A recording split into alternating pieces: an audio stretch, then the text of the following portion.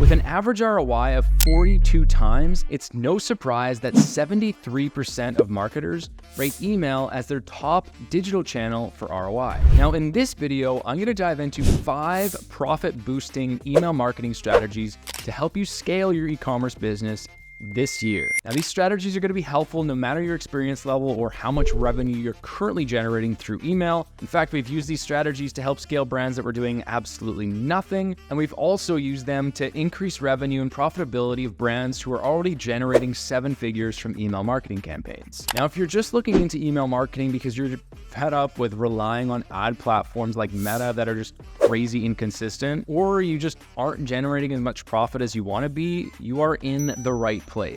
Now, a lot of businesses that end up hiring us are in the exact same position. These strategies will help you increase profit and help you guide your other marketing initiatives as well. Now, obviously, email marketing alone isn't going to solve all your problems. You need something to feed the engine, something to feed the system. You need traffic. So you need some source of cold, top-of-funnel traffic that helps feed your flows and helps you grow your list. Even once you're more established, it's really important to continue feeding the list so you have a steady flow of new, highly engaged potential customers. So if you don't have that, if you don't have traffic, fix that first.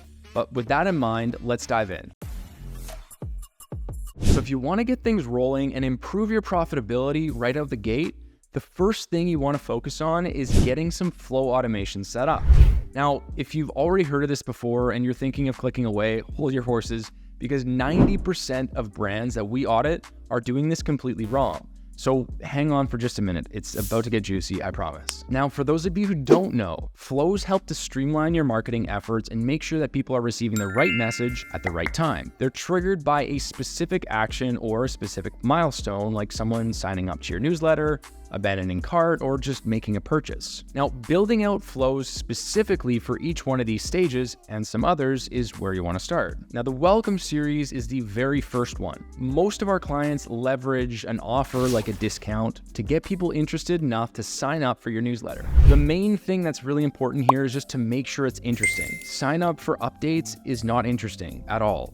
We want to compel people to sign up. They should feel like they're missing out not being on your list. So what we want to do here is create a series of welcome emails that introduce new subscribers to your brand, highlight your best-selling products, and then offer them some sort of special welcome discount if that's cool for your brand. We start with the discount and then add on other emails after we've given subscribers what we promised them in the pop-up. And it typically goes something like this. Welcome 1 is the offer and just welcoming people to the brand. Welcome 2 is about the brand and why people should actually care, and then another reminder about the offer. Welcome 3 is showing potential customers what other people are saying about your brand. Number 4 is highlighting some of the best sellers, and typically we'll add up to 8 emails in this series, but I mean, those 4 should give you a really good jumping off point. Now, the next flow that you're going to want to build is the abandoned checkout flow, or the abandoned cart flow. Klaviyo calls it abandoned cart, even though it's actually abandoned checkout. It's weird. Anyways, most brands just go straight for the jugular. You want 10% off, 15% off, 20% off? Do you want buy one, get one free? Do you just want it for free? This devalues the brand and ultimately doesn't even hit on people's objections here. Typically, what we have is 4 to 6 emails in this flow. Now, the first is just a reminder. The second, though, is a reminder, and then what we want to do is handle one of the objections that they might have. Could be trust. The third is handling another potential objection. It could be time to receive their order, shipping costs. It's going to vary from brand to brand. But the fourth is where we handle the price objection. And this is where we're giving them some sort of incentive to purchase for the first time. By doing this, you save your margins, you increase profitability, and you handle the objections that don't cost you money first. This is a huge bonus. Then if they still don't purchase, then you handle that money objection. Now, once people have purchased, great. Perfect, but this is exactly where most people drop the ball. What we want to do is make sure people actually achieve their desired result. If there's any way that a customer can fuck things up, make sure you have instructions so they don't. Or if you have a consumable product, make sure that you have best result tips if there's certain things that'll vary the results people get. Okay, so these first 3 flows are really just the first couple you want to set up.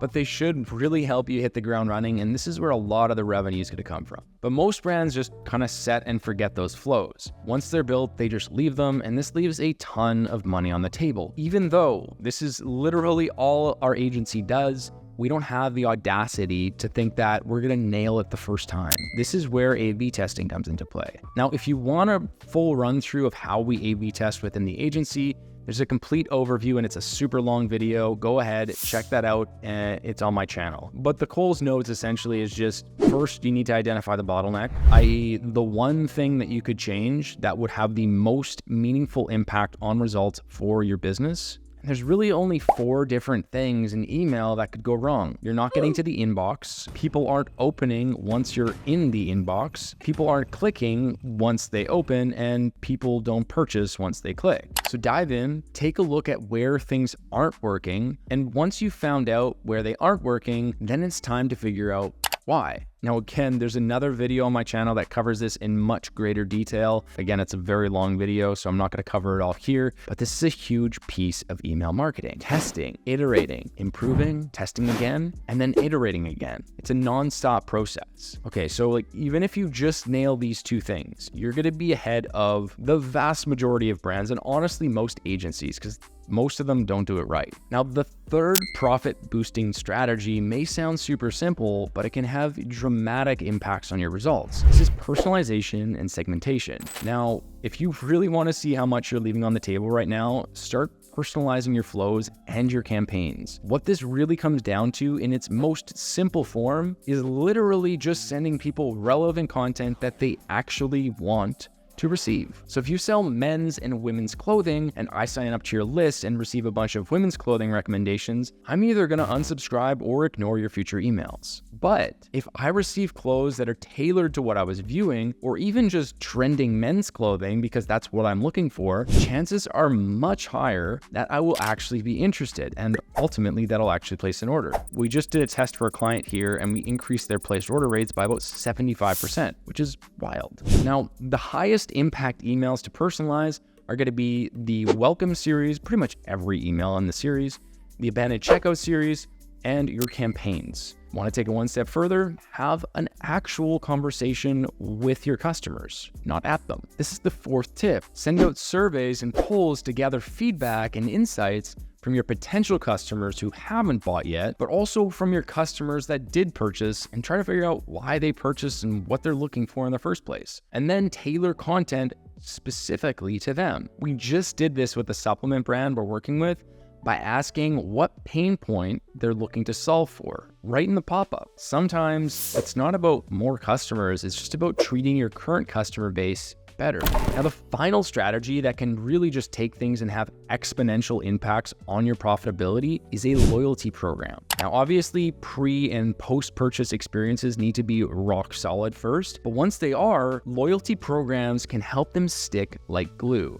Rove Concepts does a fantastic job of doing this. Basically, they have a loyalty program, and here's how it works. On their website, they have 2 different pricing options. They have one for members and one for non-members. The members pricing is always way, way lower than the non-member pricing. So much so that the $200 annual membership fee seems like a no-brainer. And here's the kicker. In addition to the steeper discount, they also offer you a store credit ranging from 10 to 20 to 25% of your purchase value. Meaning, as a member, you get a steep discount and often get a couple $100 in a store credit in addition to that. But they charge you $200 for the membership, which is pure profit for them. So, as a consumer, you buy a $3,000 couch and pay $200 for a membership. So you don't have to pay $3,600 as a non-member. Now, around 30 days after, you receive a $300 to $600 store credit, which makes you feel like you have the money just sitting there and that you'd be missing out if you did not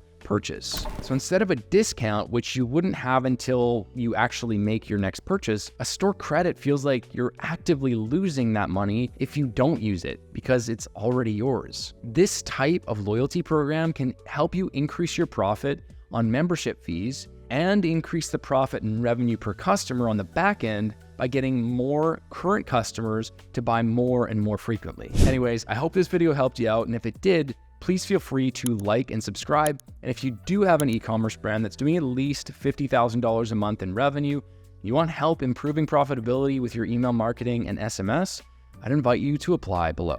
Thanks so much. Have a great day.